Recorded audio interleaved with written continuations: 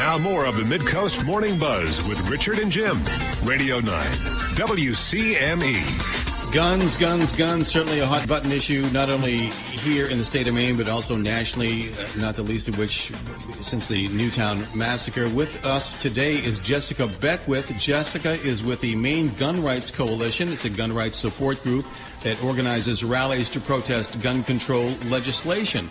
Speaking of which, there was a rally this past weekend in Wiscasset that drew about 200 people from all over the state, and Jessica was integral in organizing that. Jessica, welcome to the Midcoast Morning Buzz. Thank you for coming in. Good morning. Why did you start this organization, considering that nationally there are no laws that would be restricting any sort of gun ownership? The president has never proposed anything. As a matter of fact, to the detriment of liberals and progressives, they feel that he is more pro-gun than a lot of other preceding presidents. Why do you feel the need to start this organization?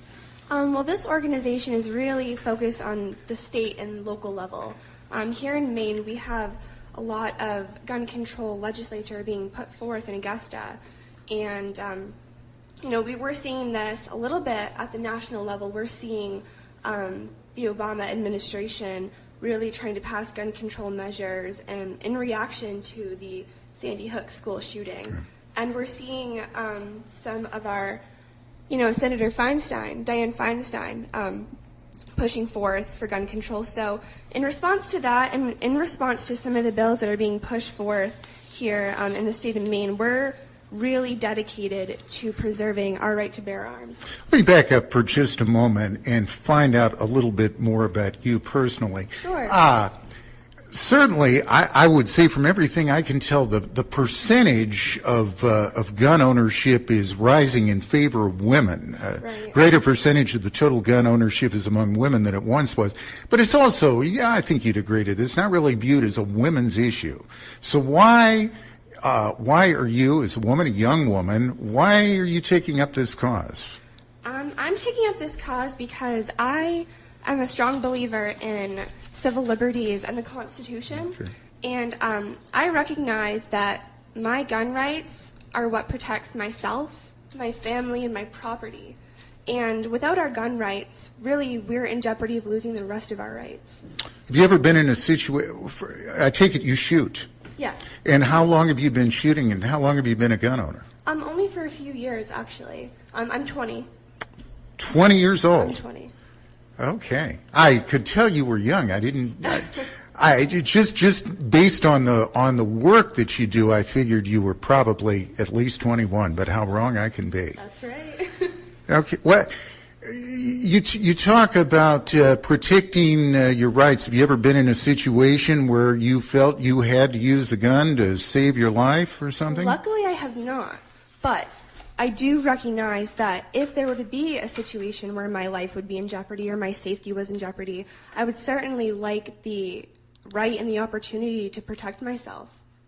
What about the fact that over and over studies show, and this has been studied heavily, and there've really been some very well conducted studies on this.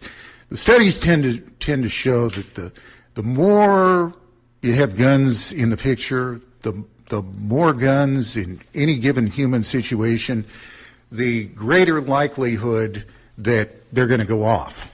It's just a simple function of reality. Does that not concern you? Well, I would have to disagree. I think, here in Maine, we're one of the states with the highest level of gun ownership and one of the lowest crime rates. And I think really it's an emphasis on responsible gun ownership and education and training. And so we really encourage that here through the Maine Gun Rights Coalition. That's going to be one of our goals, actually, moving forward, to encourage responsible gun ownership. That might have something to do with what you just said with the fact that we are a largely rural state and we don't have any large cities. Mm-hmm. We know from experience that in large cities, you tend to have greater crime rates. Jessica, you had mentioned about your right to own a gun being removed or being threatened. Can you cite a specific law, whether it's from the Obama administration or from the state, that would actually remove your right or take your gun, whether it's a handgun or a long rifle, away from you. Now, we're not talking the limitations on high-capacity magazines or identifying assault rifles, but you as a sidearm carrying, legal carrying Maine citizen, can you cite me one law that threatens your right to carry a weapon? Well, I can actually cite a law that would prevent me, if I weren't already a concealed carry permit holder, it would actually prevent me from getting one. And this law is the one that we were protesting here by Representative Marks of Pittston. And it's called LD 223, an act to amend the laws regarding a concealed handgun permit. And this bill changes the minimum age to obtain a permit to carry from 18 to 21. Mm-hmm. And I, as a 20-year-old girl, feel strongly that I should be able to have the right to own a gun. Okay, you can certainly have a debate in this culture, and we have it all the time, as to when someone becomes an adult and when someone is still a child. And by the way, you'll be happy to know that I tend to err on the side of youth. Particularly when it comes to drinking, but that's another story. But that is not a widespread attempt to take guns away from legal adults in this culture, in this state, anywhere. Right. Well, he did propose another law, LD 191, an act to establish, to authorize the suspension of a concealed handgun permit. For what reason? Yeah. Well, that's a good question. What does, justify taking somebody's gun from them? Where do you draw the line? But there certainly could be situations in which somebody's permit should be suspended, right? Because not everybody obeys the law. And I would agree with that. Yeah. In several cases, there are some situations, domestic violence, Sure. The guns are removed from the home immediately. But in this situation, who has that discretion? Who has the right to decide whether somebody should be able to own their gun or not? Let's talk about some of the commonly debated questions at the national level. Anything wrong with a background check? You've got something like credible polls show that 75 to 80% of the membership of the National Rifle Association doesn't have a problem with background checks. You have a problem with background checks? I do. I support something called constitutional carry. The Maine Gun Rights Coalition, we support constitutional carry, and there's a bill being proposed right now in Augusta for it. And basically that means that the Constitution is our permit. We don't believe that we should have to ask government permission to exercise our inalienable rights. I think it's important to recognize also, regarding gun ownership and regarding all rights guaranteed by the Constitution, our rights are given to us at birth. They're inalienable rights. And so it's important to know and to recognize that government doesn't grant us our rights, and so they really don't have the authority to take them away either. So what happens when a convicted murderer, a convicted felon, a certifiable mental patient applies for a gun permit? You don't want that person's background to come up in a check. Well, I believe in cases of criminals, a criminal serves their time. And when they're out, they've served their time and they're on probation and they have rules that they need to follow. Well, maybe what if they're not on probation any longer, but they still have amassed a track record of killing people or injuring people or committing unpredictable acts because they have mental defects? What do you do about those people? My answer to that is that the mental health issues we're facing in the state, our local communities, and our country are really societal issues that we need to be addressing. They're mental health issues, and we need to be focusing on treatment of these people. I work in the mental health field myself. Really? I do. What do you do? I work as a mental health tech in a group home. And I'm just curious, what kind of training did you undergo to Well, I'm to still do in that? school right now. Okay. But I have worked in mental health for the past 2 or 3 years.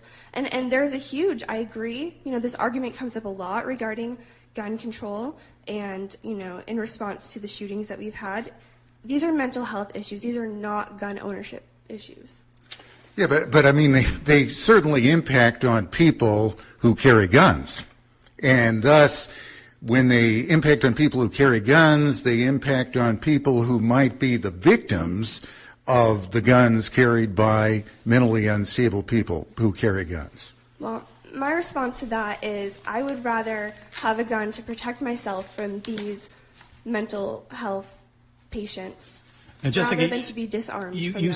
You spoke about gun ownership as a birthright, but it is a birthright under the Constitution of the United States, the Second Amendment, as was formed and deemed by a government. Now, I mention this only because of the article that was in the Maine Sunday Telegram that described the Wiscasset rally. A gentleman said that it's a birthright, or the Second Amendment is a right given to us by God. Do you believe that your right to carry a firearm is an act of God, or? I believe that the right to protect myself is a gift from our Creator. What about driving? Driver's license, a license to sell marijuana. Do you feel that those are completely separate issues. Okay. How does God come into the picture of you owning a firearm? Because specifically when the Founding Fathers specifically left God out of the Constitution for that very reason, so that no one could come in and say, I have divine intervention here. So how do you equate your ownership, gun ownership, to an act of God, permission by God? Oh, well, I've never actually used that in one of my own statements, but regardless of people's religion, whatever God they might have or whatever creator they might have, it's a human right. Okay, so if the Constitution is changed, or there's an act of Congress that limits your gun right, whether it be high-capacity magazines or assault rifles, do you then recognize that, since it went through the same process as the original Second Amendment, as an act of God, or a right from God? Well, I recognize the Maine State Constitution as well, and the Maine State Constitution has stronger language than the U.S. Constitution. The Maine State Constitution reads, "Every citizen has the right to keep and bear arms, and this right shall never be questioned." Okay. The federal Constitution does supersede any and all state constitutions, I do believe. The states can nullify. Well, I think some courts might have a problem with that. But one more thing, Jessica. Do you feel, if laws are enacted, do you feel that the police department and perhaps the military who would be enforcing these laws, are they then your enemy? The law enforcement should never be our enemy. Okay. So if they are acting upon a law, whether it be federally mandated or state mandated, and one of the people at the rally said, if anybody comes to try to take my gun, which has never happened in the history of this country, that sounds like a threat to law enforcement. Where do you stand on that? I don't believe that's a threat to law enforcement. I think it's a threat to the people if they're going to be disarmed. The people are threatening law enforcement, is what I'm saying. No. Okay. Okay, so this gentleman that said that there will be trouble if somebody comes to try to take his gun away, hypothetically, which means that if law enforcement tries to enforce the rules in play, therefore law enforcement becomes this person's enemy. Well, you do not condone that? I can't speak for that individual. Okay. Jessica, I must ask you, back in December, I just must ask you something about what you were doing and what was going through your mind when you heard about the shootings in Newtown. And at that point, you're already heavily involved in the gun rights movement. I thought it was a tragedy. It's never a good thing to see something so awful happen, especially with children involved. I think, this is a mental health problem that we're seeing all throughout this country that needs to be addressed separately. Yeah, but it's fine to say that it's a mental health problem and maybe we need to spend more money on mental health and target mental health issues more than we do. But we hear, in fact, we had a guest not long ago on this program who's a therapist, a practicing therapist in this building, who told us, as other therapists have told us, that it's very, there is so much we don't know about the human brain. Right. We're really we're really in infancy when it comes to dealing with a lot of mental health issues. Very hard to predict the behavior of even psychopaths at any given moment. So it's not like if, we just throw a little bit more money at mental health that we're going to solve all the problems and keep these people away from guns. What we have as a reality is people with mental health issues with easy access to guns, and you really don't want to do anything about that. That isn't true. I'd have to say that when an individual is sick and when an individual, a criminal, wants to commit a crime, whether guns are legal or not, that criminal is going to find a way to get his hands on a weapon and do what he wants to do. How do you know that? We can certainly make it harder for them, can't we? I think that, hearing the story from the individual who committed that tragedy, that massacre, his mother did not have the guns locked away properly. That's not responsible gun ownership. That, lies on her.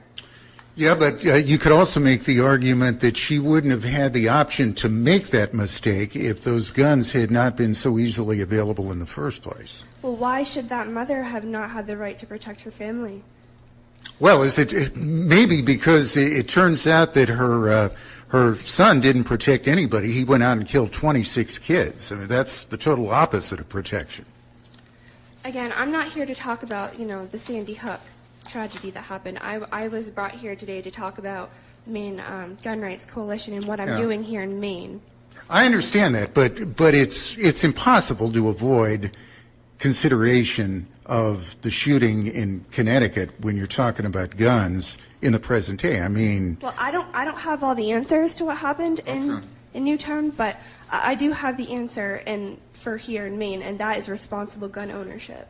Are you saying that there couldn't be, under any circumstances, an incident such as what happened in Connecticut here in Maine? I mean, couldn't that happen anywhere? It could happen anywhere at any time, and I think that if we have people who are carrying their firearms, they have the chance, one armed person could have the chance to stop a massacre like that from happening. And the media really doesn't do a good job of showing the instances where this happens. There have been recently a couple of times where a mother has stopped a home invader from coming into her home by using her firearm. And, these things can be prevented. But we've seen over and over again, we've seen just in the past year a couple of mass shootings, Newtown, Aurora, where somebody, with a high-powered weapon gets going and they just go and go and go and nobody steps in to stop them. And if one armed person could have stopped it, they would have. Well, how do you know that? I mean, that's a total hypothetical. Well, it's a hypothetical that the event would happen in the first place as well. Well, the Newtown shooting is not a hypothetical. That's a reality with 26 kids dead. Our guest this morning has been Jessica Beckwith. Jessica is with the Maine Gun Rights Coalition. It's a gun rights support group that organizes rallies to protest against gun control legislation. Jessica, thank you so much for coming in. This is definitely a hot button issue that's not going to go away, and we thank you so much for coming in and presenting your side today. We definitely do. We'll hope we can do it again. This is the Midcoast Morning Buzz on Radio 9 WCME.